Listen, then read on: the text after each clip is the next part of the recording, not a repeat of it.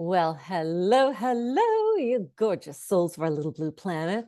Welcome, welcome back. I'm so glad you're here. I know my co-host is so happy that you're here. I'm Danielle DuBois. This is the Danielle and Natasha Show. And dun, dun, dun, here is the ever fabulous Natasha.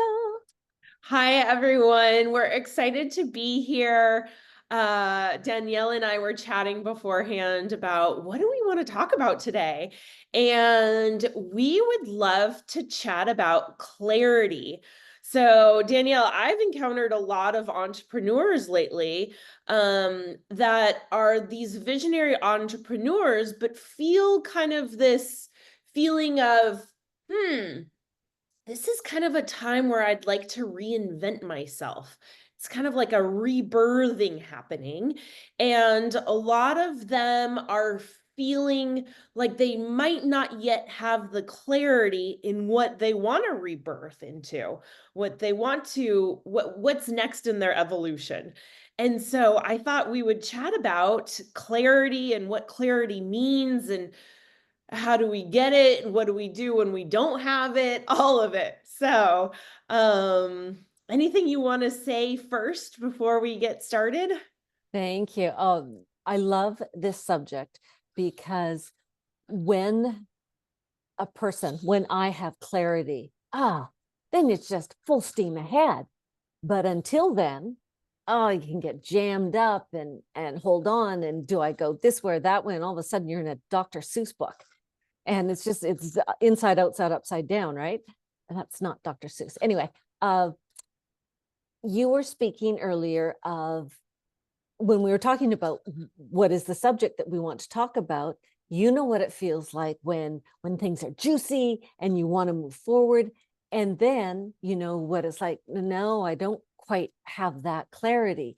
And I was mentioning that those are really great awarenesses to have, because you don't want to move forward necessarily until you are more stabilized or more sure of the clarity that you have. And I can uh I'm I love what you had spoken of regarding the entrepreneurs and rebirthing or rebranding themselves. Yeah. And I for everyone out there who is wanting to kind of have a makeover of their life, it's okay to do this. Companies rebrand all the time. Why not you? And I had a girlfriend who told me that years ago. And she Mhm. said, Danielle, companies rebrand all the time. You can too. And it was just this past August when I had stunning, crystal clear clarity on what it is that I want to be when I grow up. And from there, because of that clarity, woo, full steam ahead. Yeah. Isn't it interesting how once we get that clarity, the excitement comes with it? Ah, and all the pieces start falling into place. Yes, It's exactly. amazing. Yes. Exactly. And so I feel like if we're in a place where we don't have excitement around something, then that's the invitation to wait until the clarity comes, because then the excitement will come. For sure. For sure. Okay, so what happens? How does one get clarity? How can, if a person doesn't have clarity, they want clarity, how do they allow it in? Yes. So what's coming to me now is to allow stillness. So Mm. it's so easy to get distracted, right? And Squirrel. Yeah. yeah, and so easy to listen to people and think, "Oh, I should do what they say," or um, observe someone and think, "Oh, I should do what they do." But really, the answers are within, right? And so when we get quiet, when we get still, when we spend time going inside, that's when the inspiration comes, right? Because we want Mm-hmm. to take inspired action. And inspiration comes when we're tuned in to our soulful self. Yes, absolutely. I really appreciate what you said about, listening to that person or the speaker, the author, the whatever. Um, there is so much tremendous and valuable guidance out there, and there's a lot of garbage. However, it depends on what you're resonating with. Mhm. And to also, Natasha, to do just as you spoke of, you're the best guide that you've got. So yes, it's brilliant to take in what these others, the other experts may have to offer, and then get still, go inside, because your inner guidance is the most powerful and empowering voice for yourself. And no one else knows you like how you know you. And if you're thinking, well, no, actually, I don't know myself very well, your higher self knows you better than anyone or anything in the multiverse. So Yes. to get quiet and invite in that higher self guidance to come in, and how you can differentiate between, okay, is this really me talking, or is this guidance from my higher self? If it's you, if the voice you're hearing in your head is, oh, this is stupid, or no, you're not really that great, or I don't know about this, that's you. Your higher self voice is solid, often quiet, and very, very strong, Mm-hmm. and always positive, Yes. and never saying, a higher self, from my understanding, never says, oh, don't go over there. It says, go this way, come this way, do this. It's never a don't do or a gee, you should do. There's none of Right. that. Yeah. Yeah. The shoulds are not part of it. No. No. Yeah, and for me, that clarity comes when it's just in complete alignment, right? It's Well, like, if I can interrupt for a moment, yeah. you don't have to be 100% in alignment. I would think 51% in alignment is what can tip the scales. And then the higher the percentage, the more clarity you're going to get. But you don't need to wait until you're 100% in alignment. I don't feel. If it's feeling good and you're thinking, okay, I want to try this out. I'm getting a little bit of momentum, a little bit of excitement. I think that's really powerful too. Hmm. Yeah, if you're feeling the excitement, I always recommend like explore the curiosity, right? Like be Yes. curious about it, see where it leads you. And I've also learned for myself, if it's not a yes, it's a no. Yeah. So if I'm curious, but it's not really a yes yet, then it's a no. But then, like, I had a situation recently where I was invited into leadership, and initially it didn't feel in alignment, so I said no. And Mm-hmm. then later that opportunity came back up again, and all of a sudden it was in alignment. And so I said Ah, yes. And but I was still kind of curious, but it didn't feel quite in alignment yet. And so I said no. But I've also heard like what's meant for you will stay for you. So it was meant to be that I was to step into leadership in this role. And it's okay that I said no at first, because then the yes came very strongly thereafter. So that's just okay. an experience of mine. So what I want to ask you is, between you saying no and then you saying, oh, yes, what happened? What was the shift in you? What took place to get you from a no to a hell yes? What happened? Mm, there was an awakening with that within myself of my purpose to step into leadership. Wow, that's exciting. Okay, Yes. so, and for our sweet viewers to know that to go from a no or a maybe into a yes or a hell yes, it's awesome if you have the experience that Natasha had, where it was an awakening. But even if you don't have that, if you have something more quieter or gentler, but it's definitely easing you into more of a yes, or certainly a hell yes, then go for it. Natasha, I loved your term. It was explore the curiosities. That's Ah, so perfect. yes. Yes. Yeah. Yeah. Huh. Interesting. And you know, it's when we land on the yes, or in fact, when we land on a solid no, we can look back and look at this sort of checkerboard of life about, oh, that's why this was fitting and that's why that was not fitting. And you know, it's that 2020 hindsight gig. So Yeah, true. so So true. true. Yeah. And it's also a reminder that even if you get off path, you're going to come back on, right? Right. It's like Yes. sometimes we can be petrified, like literally frozen when we're trying to make a decision, Mm-hmm. thinking that we're going to get it wrong. Yes. And then it's like, Yes. well, if you choose yes, later you can say no. If you choose no, later you can say yes. Like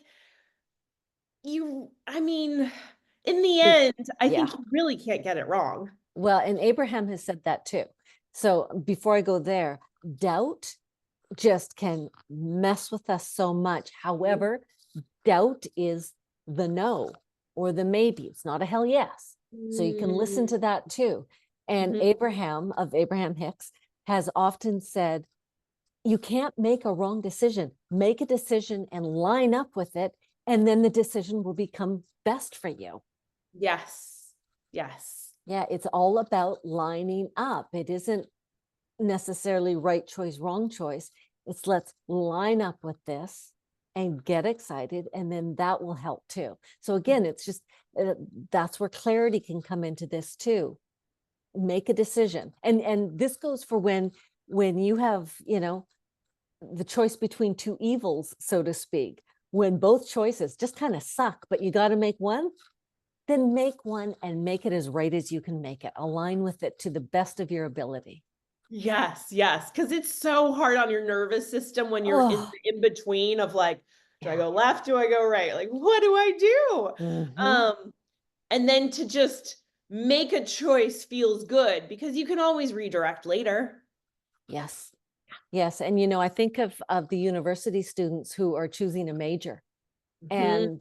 and the doubt, the uh, debilitating doubt that can come in, and well, if I choose engineering over law, ah, you know, will I regret this? Will I, well, you know, first of all, if you've got the brains to get into either one of those programs, go for it, because right off the bat, yay, you. But it's just a matter of lining up with it. And Natasha, just like you said, babes, you can change your mind. You're allowed to change your mind. Thank Yes. Yes. goodness. Yeah. Right. And like this is your life. Yes. Like this isn't Yes. anyone else's life. This is Yes. your life. Like Yeah. make it be authentic, make it be true to you.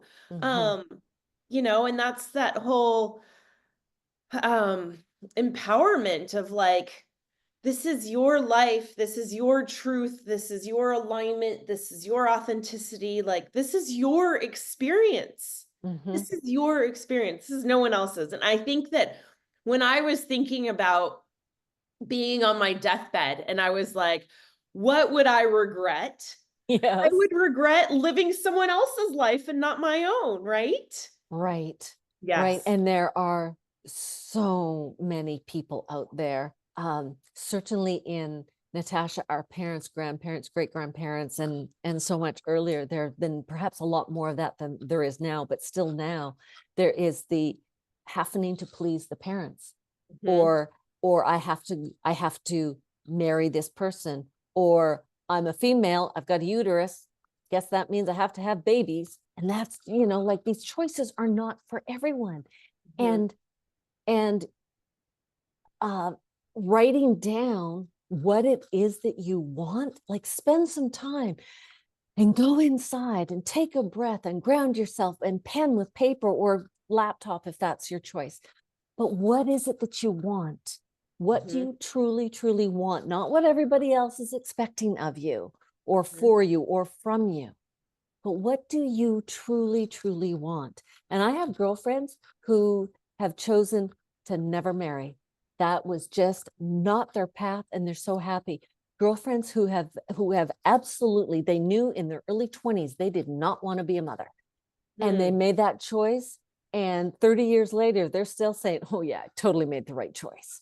Like yeah, you get to create your life the way that you want to, not the way that society has traditionally steered male or female, or this is your class, this is your level of income, so you can only do this, or no one else in our family has ever gone to university, so what makes you think that you can?